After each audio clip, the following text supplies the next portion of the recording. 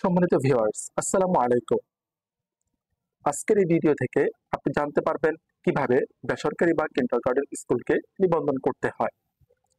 আপনি যদি একটি বেসরকারি বা কিন্ডারগার্টেন স্কুলের প্রতিষ্ঠাতা, পরিচালক ও প্রধান শিক্ষক হয়ে থাকেন, তাহলে আজকের এই ভিডিওটি আপনার জন্য খুবই গুরুত্বপূর্ণ।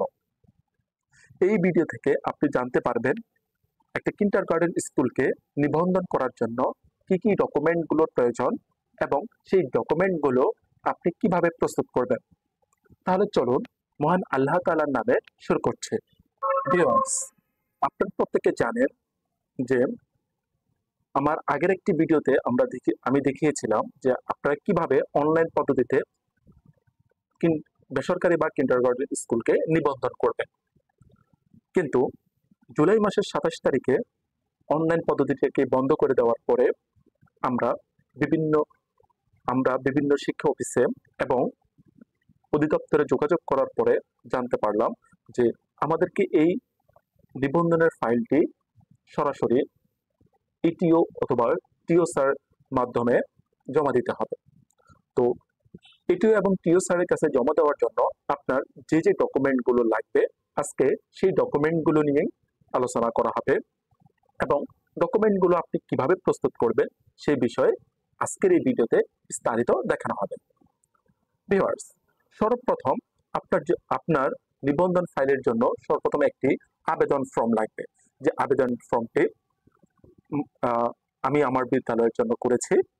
আপনি এই ধরনের একটি আবেদন ফাইল প্রস্তুত করবেন এবং পরবর্তীতে আমরা পাঠদানের অনুমতির জন্য যে যে ফাইলগুলোর আমাদের প্রয়োজন, অর্থাৎ যে যে বিষয়গুলোর আমাদের তথ্যের প্রয়োজন, সেই বিষয়গুলো অর্থাৎ অনলাইনে আমরা যে যে তথ্যগুলো দিয়েছিলাম সেই তথ্যগুলোই আমাদেরকে ম্যানুয়ালি দিতে হবে। অর্থাৎ আমরা পাঠদান অনুমতির জন্য সর্বপ্রথম আমাদের বিদ্যালয়ের নাম, বিদ্যালয়ের ঠিকানা, টেলিফোন নাম্বার, মোবাইল, ইমেইল যদি এগুলো থাকে সেই বিষয়গুলো আমরা দিলাম। তারপর বিদ্যালয়ের প্রতিষ্ঠার তারিখ, বিদ্যালয়ের ধরন, বিদ্যালয়ের পাঠদানের মাধ্যম, এই জিনিসগুলো আমরা এখানে দিলাম। ৬ নম্বরে এসে আমাদের পার্শ্ববর্তী চতুষ্পদ নিকটতম বিদ্যালয় সমূহের তথ্য, যেটা আমাদেরকে যে নিম্নোক্ত চক, এই নিম্নোক্ত চকের মাধ্যমে দিতে হবে। আমরা উপযুক্ত বিষয়টিকে বলা হলো যে আমরা সংযুক্ত করেছিলাম। দেখেন, অর্থাৎ এই জায়গাতে আমাদেরকে এমন একটি প্রত্যয়নপত্র দিতে হবে যে আমার পার্শ্ববর্তী যে সরকারি বিদ্যালয়গুলো রয়েছে সেই বিদ্যালয়গুলো আমাকে আমার বিদ্যালয়টি স্থাপনের বা আমার বিদ্যালয়ের পাঠদান অনুমতির জন্য অনাপত্তিকর একটি প্রত্যয়নপত্র দেবে। তো আমি আমার পার্শ্ববর্তী ৪টি বিদ্যালয়ের অনাপত্তিপত্রের যে ডকুমেন্টগুলোর প্রয়োজন সেগুলো আমি নিয়েছি। আমি একটু আপনাদেরকে দেখাচ্ছি। দেখেন, আমার বিদ্যালয়ের ফ্যাডের মধ্যে এটি আমি আমার বিদ্যালয়ের ফ্যাডে নিয়েছি। আপনারা যে বিদ্যালয় থেকে নেবেন সেই বিদ্যালয় ফ্যাডের মধ্যে করে নেবেন। এখানের মধ্যে সর্বপ্রথম হচ্ছে অনাপত্তিপত্র। এক্ষেত্রে এখানের মধ্যে আমাদের যেমন আমি এখানে থেকে লিখেছি ফেয়ার ইন্টারন্যাশনাল স্কুল অ্যান্ড কলেজটি আমার পার্শ্ববর্তী যে সরকারি প্রাথমিক বিদ্যালয়টি রয়েছে সেটি থেকে কতটুকু দূরে অবস্থান করছে এবং সেটা কোন দিকে অবস্থান করছে এই বিষয়টি লিখলাম। তারপর ওই বিদ্যালয়ের শ্রেণীভিত্তিক শিক্ষার্থীদের তথ্যগুলো দিলাম। এরপরে ওই বিদ্যালয়ের প্রধান শিক্ষকের সিল সহ স্বাক্ষর। এইভাবে আপনার চারপাশে যে ৪টি বিদ্যালয় রয়েছে সে ৪টি বিদ্যালয়ের তথ্য আপনি এইভাবে সংগ্রহ করবেন। আমি আমার চারপাশের সবার তথ্যগুলো সংগ্রহ করেছি। এরপরে আমাদের যে যে বিষয়গুলো রয়েছে, মালিকানা সম্পর্কিত তথ্য। মালিকানা সম্পর্কিত তথ্যের মধ্যে বিদ্যালয়ের উদ্যোক্তা এবং প্রতিষ্ঠাতার নাম, সেই জিনিসটা আমরা লিখলাম। তারপর বিদ্যালয়টি কোন উচ্চ বিদ্যালয় সংলগ্ন কিনা সেটা লিখলাম। উচ্চ বিদ্যালয় সংলগ্ন হইলে ওই বিদ্যালয়ের নাম, যেহেতু আমাদের উচ্চ বিদ্যালয় সংলগ্ন না, তাহলে সেক্ষেত্রে এই বিষয়টি প্রযোজ্য নয়। প্রযোজ্য ক্ষেত্রে উচ্চ বিদ্যালয়ের নিবন্ধন আছে কিনা এই বিষয়টিও আমাদের প্রযোজ্য নয়। তারপর হচ্ছে বিদ্যালয়ের পরিচালনার ক্ষেত্রে কোনো গঠনতন্ত্র আছে কিনা, থাকিলে উহার কপি সংযুক্ত করিতে হইবে। তাহলে হ্যাঁ, আমরা লিখেছি হ্যাঁ, কপি সংযুক্ত করা হলো। তো তাহলে আমরা এখানে আসি, গঠনতন্ত্রটি আমরা কিভাবে তৈরি করেছি। দেখেন, আমি আমার বিদ্যালয়ের যে গঠনতন্ত্রটি রয়েছে সেই গঠনতন্ত্রটি এখানে আপনাদেরকে দেখাচ্ছি। আপনারা এইভাবে আপনাদের বিদ্যালয়ের জন্য একটি গঠনতন্ত্র তৈরি করে নেবেন। আমি আমার বিদ্যালয়ে যে গঠনতন্ত্রটি রয়েছে সেটি আপনারা দেখতে পাচ্ছেন।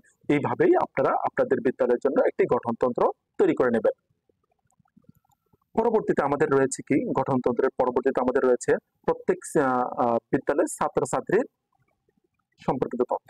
এক্ষেত্রে আমাদের বিদ্যালয়ের ছাত্রছাত্রী বা অধ্যয়নরত ছাত্রছাত্রীদের যে ছাত্রছাত্রী রয়েছে তাদের বিষয়ে আমাদেরকে একটি তথ্য দিতে হবে। আমি লিখলাম যে হ্যাঁ, আমি এটি সংযুক্ত করা হলো। তো এখানে সংযুক্ত করা হলো, তাহলে আমি কিভাবে আমার যে বিদ্যালয়ের ছাত্রছাত্রীর তথ্যটুকু দিয়েছি আপনি একটু দেখেন। শ্রেণীভিত্তিক ছাত্রছাত্রীর সংখ্যা 2025 সালে। তো সেক্ষেত্রে আমার প্লে, নার্সারি, কেজি 1, 2, 3 মোট কতজন ছাত্র রয়েছে, কতজন ছাত্র রয়েছে, আমার কোনো শাখা থাকে কিনা, যদি শাখা থাকে তাহলে আমরা এখানে আরেকটি ঘর করে ক শাখা, খ শাখা এইভাবে আমরা আলাদা করে দেব। ছাত্রছাত্রীর তথ্য দেওয়ার পরে পরবর্তীতে আমাদের রয়েছে বিদ্যালয়ের শিক্ষক শিক্ষিকাদের বা কর্মচারীদের তথ্য। তাহলে দেখেন শিক্ষক শিক্ষিকার সংখ্যা আমরা যেভাবে দেব, দেখেন সর্বপ্রথম হচ্ছে একটা ক্রমিক নং, শিক্ষক বা কর্মচারীর নাম, পদবি, লিঙ্গ, শিক্ষাগত যোগ্যতা, প্রশিক্ষণ, যোগদানের তারিখ এবং বর্তমান বয়স, স্থায়ী না অস্থায়ী, এটি সংযুক্ত করা হলো। অর্থাৎ আপনি এই ছকের মাধ্যমে, এই ছকটির মাধ্যমে এরকম ভাবে আপনি একটা শিক্ষা আপনার বিদ্যালয়ের যে শিক্ষকরা রয়েছেন তাদের জন্য আপনি তৈরি করে নেবেন। আচ্ছা, 14 নং এর মধ্যে আমাদের রয়েছে বিদ্যালয়ের জমি, ভবন এবং ভবনের আয়তন সম্পর্কিত বিবরণ, জমি নিজস্ব হইলে দলিল এবং নামজারি আছে কিনা, তাছাড়া জমি ভবনের ভাড়া হইলে চুক্তিনামা আছে কিনা। আমি লিখলাম যে হ্যাঁ, সংযুক্ত করা হলো। তাহলে আমাদের এখানের মধ্যে আমরা দেখেন ভবনের ইনফরমেশনের ক্ষেত্রে আমরা এখানের মধ্যে শুধুমাত্র যেটা দেখাইছিলাম যে আমাদের বিদ্যালয়ের ভবনের মধ্যে আমরা কয়টি কক্ষ ব্যবহার করছি, কোন কক্ষটা কি কাজে ব্যবহার করছি, সেই বিষয়গুলো আমরা এখানে দেখিয়েছি। দেখেন যেমন শ্রেণী কক্ষের জন্য আমরা কয়টা কক্ষ ব্যবহার করছি, সেই কক্ষগুলোর আয়তন কতটুকু সেটুকু আমরা ব্যবহার করেছি, সেটা কি নির্মাণ কি ধরনের, পাকা, আধা পাকা, আপনার এই ধরনের ইনফরমেশন গুলো। আর এখানেই আমাদেরকে আরেকটা বিষয় বলা হয়েছে কি, দেখেন তাছাড়া জমি ভাড়া বা ভবন ভাড়ায় হইলে চুক্তিনামা। তাহলে আমরা এখানে একটু দেখি যে আমাদের যে চুক্তিনামাটা, আপনার যদি জমিটি ভাড়া হয়ে থাকে, অর্থাৎ আপনি যে ভবনটিতে স্কুল পরিচালনা করছেন সেই জমিটি যদি ভাড়া হয়ে থাকে তাহলে আপনাকে অবশ্যই সেখানকার ভাড়ার চুক্তিনামাটা দিতে হবে। তো আমি চুক্তিনামার একটা ফরম্যাট করে রেখেছি, আপনি একটু দেখেন।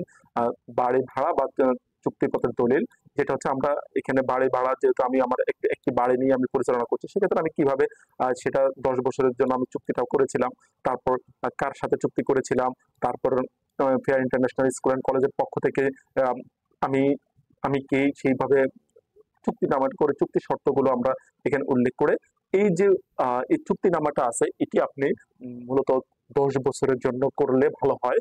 এখানে সর্বনিম্ন আমাদের প্রজ্ঞাপন অনুযায়ী বলা হয়েছে যে 3 বছরের জন্য করার জন্য, কিন্তু আপনি 10 বছরের জন্য করবেন, এটি খুবই গুরুত্বপূর্ণ। আর এর সাথে আপনি এটিকে মূলত আপনি যে 300 টাকার স্ট্যাম্প, অর্থাৎ যেমন আমি এখানে দুইটা পেজে দেখাইছি, আপনি 100 টাকার 3টা পেজের মধ্যে এটাকে কনভার্ট করে সেভাবে আপনি এই চুক্তিনামাটা আপনি প্রস্তুত করে যার সাথে আপনি যার কাছ থেকে আপনি ভাড়া নিয়েছেন তার কাছ থেকে আপনি স্বাক্ষর নিয়ে তারপর এই চুক্তিনামাটার কপি আপনাকে জমা দিতে হবে। কিন্তু মনে রাখবেন এটি কিন্তু 300 টাকার স্ট্যাম্পে হতে হবে। আমরা ভবনের তথ্যগুলো দেওয়ার পরে আমাদেরকে বলা হলো যে বিধিমালা অনুযায়ী পরিচালনা কমিটি আছে কিনা এবং উচ্চ বিদ্যালয় সংলগ্ন হলে পৃথক কিনা তালিকা পৃথক কাগজে সংযুক্ত করতে হবে। আমরা এখানে লিখলাম সংযুক্ত করা হলো। তাহলে আমাদের যে কমিটিটি আছে সেই কমিটিটির ধরন আমরা কিভাবে করেছিলাম, যেখানে আপনি দেখেন আমার বিদ্যালয়ে আমাদেরকে বর্তমানে বলা হয়েছে যে 6 সদস্যের একটা কমিটি, অর্থাৎ আমাদের সর্বশেষ যে প্রজ্ঞাপনটি দেওয়া হয়েছে সেক্ষেত্রে আমাদেরকে 6 সদস্যের একটি কমিটি গঠন করার জন্য, এসএমসি কমিটি গঠন করার জন্য বলা হয়েছে। তো সেক্ষেত্রে আমরা কমিটির মধ্যে সর্বপ্রথম হচ্ছে আমরা সভাপতি নির্বাচন করেছিলাম, যাকে আমরা প্রতিষ্ঠান কর্তৃক মনোনীত সভাপতি, সহসভাপতি তিনিও আমাদের প্রতিষ্ঠান কর্তৃক নির্বাচিত। মনোনীত। তারপর হচ্ছে আমাদের যে প্রধান শিক্ষক, যিনি প্রধান শিক্ষক থাকবেন তিনি পদাধিকার বলে উনি সদস্য সচিব হিসাবে হবেন। তারপর আমাদের একজন শিক্ষক প্রতিনিধি থাকবেন। তারপর হচ্ছে আমরা আমাদের পার্শ্ববর্তী যে সরকারি প্রাথমিক বিদ্যালয় আছে সেখানকার একজন প্রধান শিক্ষককে আমরা সদস্য করতে পারবো। তারপর আমাদের দুজন অভিভাবককে আমরা অভিভাবক সদস্য হিসেবে, এই যে আমরা টোটাল 7 সদস্যের, আমার এখানে একটু ভুল হয়েছে, টোটাল 7 সদস্যের কমিটি আমাদেরকে গঠন করতে হবে। তো কমিটি গঠন করার পর এরপর আমাদের যে বিষয়টি রয়েছে সেই বিষয়টি হচ্ছে যে আমাদের সাধারণ তহবিলে অর্থের পরিমাণ, এই বিষয়টা আমাদেরকে ব্যাংক ব্যবস্থাপকের কাছ থেকে নিতে হবে এবং কি সেটিকে আমাদেরকে সংযুক্ত করতে হবে। তারপর সংরক্ষিত তহবিল অর্থাৎ এফডিআর হিসাবে আমাদের, যেমন আমার বিদ্যালয়টি গাজীপুর সিটি কর্পোরেশনে অবস্থান করার কারণে আমাদেরকে এবং কি আমার বিদ্যালয়টি কোনো নামে না হওয়ার কারণে আমাকে কি করতে হবে, 1 লক্ষ টাকা এফডিআর করে রাখতে হবে। সেই এফডিআরটা হবে স্কুলের নামে একটা অ্যাকাউন্ট করে, সেই অ্যাকাউন্টের মাধ্যমে। তারপর আমরা সেই ব্যাংক ব্যবস্থাপক আমাদেরকে এফডিআর এর একটা সার্টিফিকেট দেবেন, সেই সার্টিফিকেটটি আমরা এখানে সংযুক্ত করব, সার্টিফিকেটের ফটোকপি আমরা এখানে সংযুক্ত করব। তারপর টয়লেটের সংখ্যা বিবরণ, ছাত্রছাত্রী শিক্ষকদের জন্য, সেক্ষেত্রে শিক্ষকদের জন্য একটি, ছাত্রছাত্রীদের জন্য একটি, নিরাপদ পানীয় জলের ব্যবস্থা আছে কিনা সেটা আমরা লিখবো, বিদ্যালয় খেলার মাঠ বা খেলাধুলার আর প্রয়োজনীয় সুবিধা বিবরণ যদি থাকে সেগুলো আমরা এখানে লিখবো।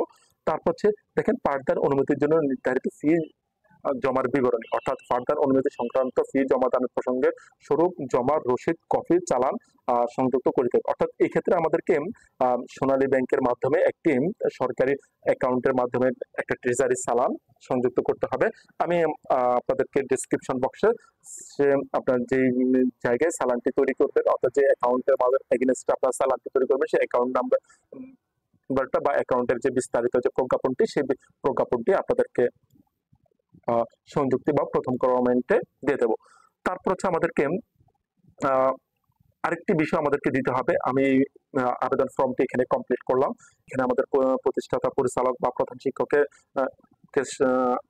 আইনগতভাবে যিনি পদাধিকার বলে থাকেন তার স্বাক্ষর দিতে হবে। এরপরে আমাদেরকে আরেকটি সংযুক্তি করতে হবে, সেটি হচ্ছে অঙ্গীকারনামা। তো অঙ্গীকারনামাটার ধরনটা কিরকম হবে আমি একটু আপনাদেরকে দেখাচ্ছি। যেমন দেখেন, সরকারি অনুদান বা সাহায্য ছাড়া বিদ্যালয় পরিচালনা করব, এই মর্মে একটি অঙ্গীকারনামা। তো এই অঙ্গীকারনামাটি আমি এখানে বিস্তারিত লিখলাম। এটিকে আমাদেরকে মূলত 3টি 100 টাকার স্ট্যাম্পে, অর্থাৎ 300 টাকার যে নন জুডিশিয়ারি স্ট্যাম্পে আমাদেরকে এটি জমা দিতে হবে। তো ভিউয়ার্স, আমাদের যে যে ডকুমেন্টগুলো লাগবে আপনারা নিশ্চয়ই এতক্ষণে আমাদের ডকুমেন্টগুলোর বিষয়গুলো আপনারা দেখতে পেরেছেন। তো আমি আশা করব আপনারা এইভাবে ফাইলটি প্রস্তুত করলে 100% অনুমোদন পাওয়ার সম্ভাবনা রয়েছে। আমার কাছ থেকে এই ফাইলটি অনেকেই নিয়েছেন এবং তারা অনুমোদনের জন্য সাবমিট করেছেন এবং অনেকেই এই ফাইলটি অনুমোদন পেয়েছেন। আমি আশা করব আপনারা সবাই এই চ্যানেলটির সাথে থাকবেন। কিন্ডারগার্টেন এবং বেসরকারি বিদ্যালয়ের বিভিন্ন বিষয় নিয়ে এই চ্যানেলটির মাধ্যমে আমি আপনাদের কাছে তুলে ধরার চেষ্টা করব। আপনারা চ্যানেলটি সাবস্ক্রাইব করবেন, পাশে থাকবেন। ধন্যবাদ। আসসালামু আলাইকুম।